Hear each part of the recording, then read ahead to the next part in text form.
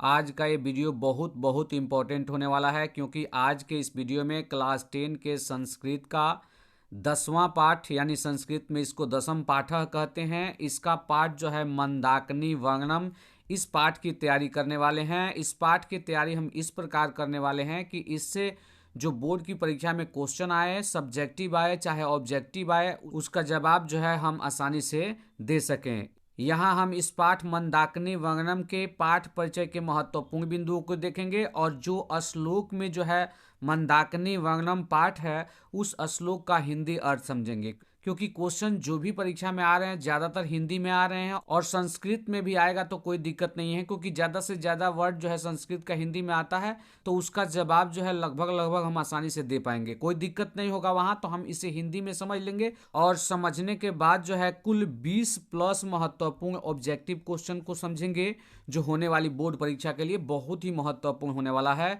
तो चलिए आज के वीडियो की शुरुआत मंदाकिनी वर्णम के पाठ परिचय के महत्वपूर्ण बिंदुओं से करते हैं। वीडियो शुरू करने से पहले एक और बात का ध्यान देंगे, यदि वीडियो अच्छा लगता है, वीडियो से लाभ मिलता है तो वीडियो को लाइक करें, चैनल पर नए हैं तो चैनल को सब्सक्राइब करके बेल आइकन को दबा दें। साथ ही साथ इस वीडियो को अपने दोस्तों के साथ शेयर करें ताकि वे भी इस वीडियो को देखकर लाभ उठा सकें। तो चलिए हम पाठ परिचय का पहला बिंदु देखते हैं। मंदाकिनी वर्णम पाठ वाल्मीकि द्वारा रचित रामायण के अयोध्या कांड के 95वें सर्ग से लिया गया है। मतलब मंदाकिनी वर्णम जो पाठ है ये वाल्मीकि जी द्वारा जो रामायण रचा गया है, रामायण की रचना जो है वाल्मीकि जी ने किया है, उसी के अयोध्या कांड के 95वें सर्ग से ये लिया गया है जो मंदाकिनी वर्णम पाठ हम पढ़ रहे हैं। चलिए हम दूसरे पॉइंट को देखते हैं। इस पाठ में मंदाकिनी नदी की शोभा का वर्णन किया गया है। इस पाठ में जो है मंदाकिनी नदी की शोभा का वर्णन किया गया है। मंदाकिनी नदी को हम गंगा नदी के नाम से भी जानते हैं, ये भी ध्यान रखिएगा। चलिए अगले पॉइंट को देख लेते हैं। वनवास के समय जब राम जी का वनवास हुआ था तब जो है राम, सीता तथा लक्ष्मण चित्रकूट जाते हैं और वहीं कलकल छलछल करती मंदाकिनी नदी की शोभा का वर्णन करते हुए श्री राम सीता की व्याकुलता को कम करने का प्रयास कर रहे हैं। जब राम जी का वनवास हुआ है तो राम के साथ सीता और लक्ष्मण भी जंगल जा रहे हैं और इस रास्ते में मंदाकिनी नदी पड़ी है बीच में और सीता जी काफ़ी व्याकुल थी क्योंकि राजपाट को छोड़कर जंगल जाना था और काफ़ी चिंता और व्याकुल थी। तो उन्हीं की चिंता, सीता की चिंता और व्याकुलता को कम करने के लिए श्री राम ने मंदाकिनी नदी का वर्णन किया है और यही जो है इस पाठ में है श्लोक के माध्यम से कहा गया, क्योंकि पूरा रामायण भी श्लोक के माध्यम से है, उसका हिंदी अर्थ समझते हैं हम। तो ये था मंदाकिनी वर्णम पाठ के पाठ परिचय का महत्वपूर्ण बिंदु, इससे भी क्वेश्चन आता है। चलिए अब हम श्लोक देखते हैं और एक एक करके समझने का प्रयास करते हैं, क्योंकि इससे जो है ऑब्जेक्टिव क्वेश्चन भी बनेगा और सब्जेक्टिव क्वेश्चन बनेगा। सब्जेक्टिव क्वेश्चन की बात करूं तो वो हिंदी में आता है और हिंदी में जवाब भी देना होता है, तो ये ध्यान रखेंगे। चलिए हम पहला श्लोक देखते हैं। विचित्र पुलिनाम रम्याम हंस सारस सेविताम कुसुमय रूप संपन्नाम पश्य मंदाकिनी नदीम नदीम।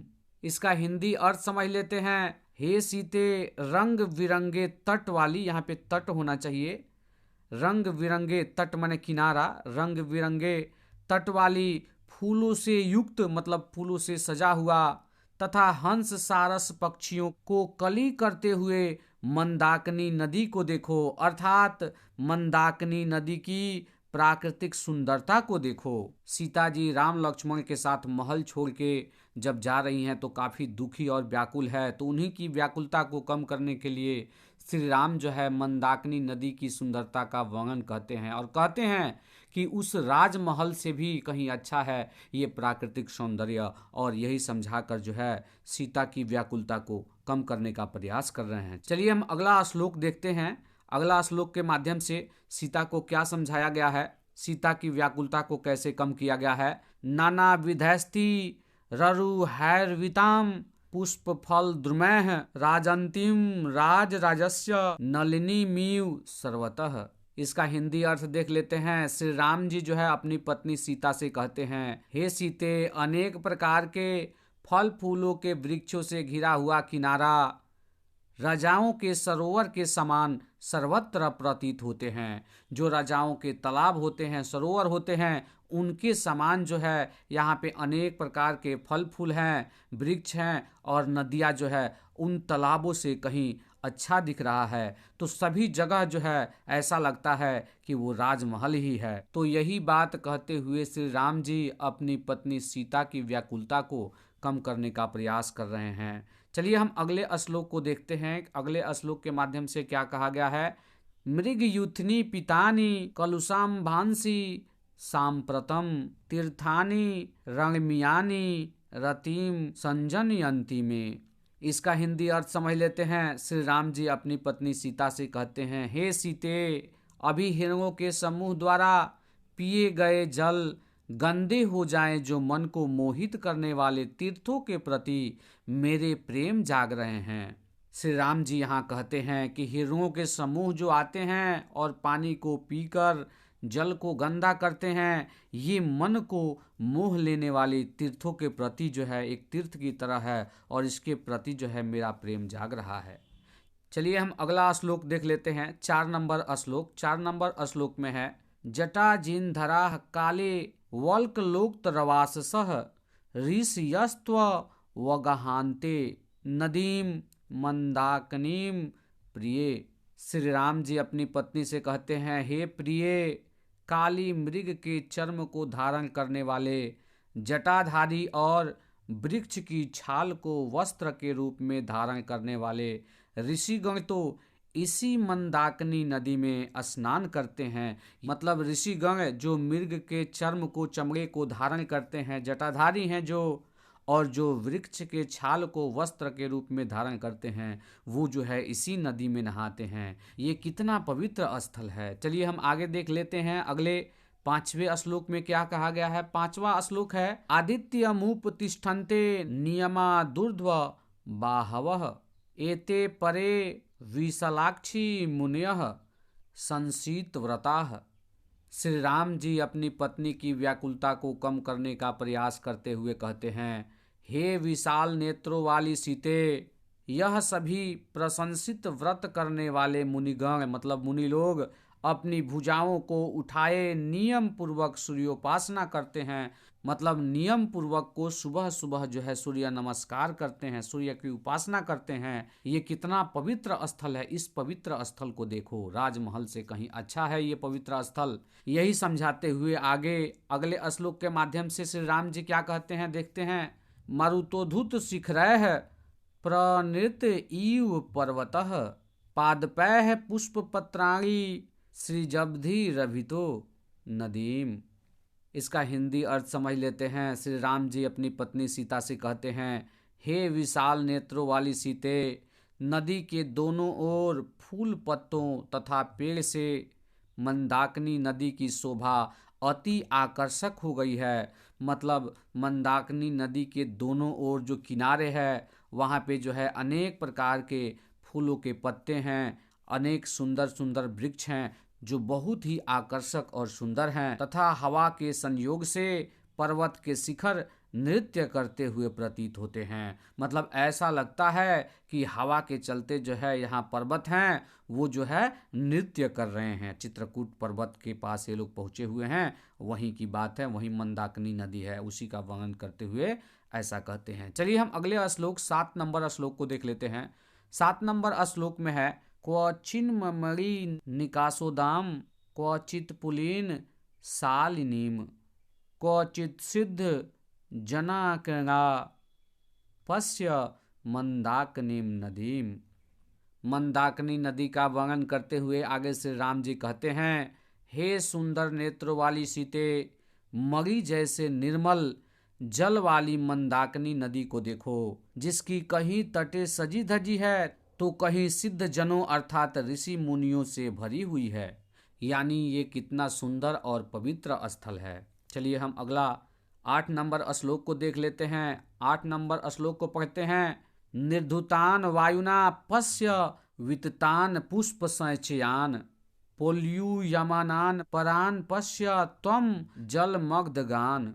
मंदाकिनी नदी का वर्णन करते हुए आगे श्री राम जी अपनी पत्नी सीता से कहते हैं, हे छीण कटी वाली सीते देखो, वायु द्वारा गाए गए फूल की गंध फैलती हुई दूसरी ओर तैरती हुई मंदाकिनी नदी के मध्य में विराजमान हो गई है। मतलब हवाओं के द्वारा जो है फूल के गंध एक छोर से दूसरे छोर, एक तरफ से दूसरे तरफ जो है जाती है, और ये कितना सुंदर पवित्र स्थल बन जाता है। यही बात श्री राम जी अपनी पत्नी सीता की व्याकुलता को कम करने के प्रयास में कह रहे हैं। चलिए हम अगला 9 नंबर श्लोक को देख लेते हैं। 9 नंबर श्लोक में है, तांश्चा तिल वाल्गु वचसो रथांगा व्यणा द्विजाः अधिरोहंती कल्याणी निष्कुजंतः शुभा गिरह। मंदाकिनी नदी का वर्णन करते हुए श्री राम जी कहते हैं, हे कल्याणी, अपनी पत्नी से कहते हैं, हे कल्याणी, मंदाकिनी नदी के भव्य दृश्य का अवलोकन करो। मतलब इस भव्य दृश्य को देखो और इसका अवलोकन करो, जहाँ चकवे एवं पक्षियों की मीठी बोली से वातावरण गुंजायमान है। मतलब श्री राम जी अपनी पत्नी से कहते हैं, यहाँ की सुमधुर ध्वनि कितनी उत्तम और बढ़िया है। यही समझा रहे हैं अपनी पत्नी सीता की व्याकुलता को कम करने के लिए। चलिए हम अंतिम श्लोक 10 नंबर श्लोक देख लेते हैं। दर्शनम चित्रकूटस्य मंदाकिन्याश्च शोभने अधिकम पूर्वासाच मन्ये तव च दर्शनात्। मंदाकिनी नदी की सुंदरता का वर्णन करते हुए श्री राम जी अपनी पत्नी सीता से कहते हैं, हे सुशीले, यहाँ चित्रकूट और मंदाकिनी के दर्शन हो रहे हैं। मतलब चित्रकूट पर्वत है और उसके बगल में ही मंदाकिनी नदी है, दोनों एक साथ दर्शन हो रहे हैं। वह दर्शन नगर की अपेक्षा श्रेष्ठ है। मतलब हमारा जो राजमहल था, अयोध्या त्याग कर हम जंगल की ओर जा रहे हैं और ये जो दृश्य मिल रहा है उस राजमहल से कहीं बहुत बढ़िया है। और इस प्रकार जो है श्री राम जी अपनी पत्नी की व्याकुलता को कम करने का प्रयास कर रहे हैं। यहाँ तक तो हमने पाठ को पूरी तरह से समझ लिया कि इसमें मंदाकिनी नदी का वर्णन किया गया है, वो भी सीता की व्याकुलता को कम करने के लिए, क्योंकि राम जी का जब वनवास हुआ है तो उनके साथ सीता और लक्ष्मण जा रहे हैं और सीता जी काफी व्याकुल हैं, क्योंकि महल छोड़ के जंगल जाना था। और उन्हीं की व्याकुलता को कम करने के प्रयास में मंदाकिनी नदी का वर्णन श्री राम जी करते हैं और वही ये पाठ था। तो इतना पढ़ने के बाद हम सब्जेक्टिव क्वेश्चन तो आसानी से बना ही लेंगे, क्योंकि हिंदी में आता है, उसका जवाब भी हिंदी में देना होता है। हर साल ये आता है, 8 क्वेश्चन आता है, 8 दूना 16 नंबर का, तो वो ध्यान रखिएगा। इसके बाद ऑब्जेक्टिव प्रश्न आता है, तो अभी हम ऑब्जेक्टिव प्रश्न देखेंगे, इस पाठ से महत्वपूर्ण ऑब्जेक्टिव प्रश्न, और जो है उसका जवाब जानेंगे कि क्या हम पाठ के आधार पर उनका जवाब दे पा रहे हैं कि नहीं। तो चलिए हम महत्वपूर्ण ऑब्जेक्टिव क्वेश्चन को देखते हैं। पहला क्वेश्चन है, कालिदास ने किस नदी का वर्णन किया है? तो कालिदास ने जो है मंदाकिनी नदी का वर्णन किया है। चलिए हम अगला क्वेश्चन देख लेते हैं। 2 नंबर क्वेश्चन, मंदाकिनी वर्णनम पाठ में किस नदी का वर्णन किया गया है? तो मंदाकिनी नदी वर्णनम पाठ में मंदाकिनी नदी का वर्णन किया गया है, और मंदाकिनी नदी का दूसरा नाम गंगा नदी भी है। तो इसमें मंदाकिनी नदी नहीं है, तो ये गंगा नदी जवाब होगा। चलिए हम अगला क्वेश्चन देख लेते हैं। 3 नंबर क्वेश्चन, वाल्मीकि रामायण से कौन सा पाठ संकलित है? मतलब ये कि वाल्मीकि जी ने जो रामायण लिखा है इससे कौन सा पाठ संकलित है? तो इसमें जो है मंदाकिनी वर्णनम जो है, जो वाल्मीकि द्वारा रचित रामायण के अयोध्या कांड से लिया गया है, वो है आपका मंदाकिनी वर्णनम पाठ, जो अभी हमने पढ़ा। चलिए हम अगला क्वेश्चन देख लेते हैं। 4 नंबर क्वेश्चन, मंदाकिनी नदी किस पर्वत के निकट प्रवाहित होती है? मतलब मंदाकिनी नदी जो है किस पर्वत के नजदीक बहती है?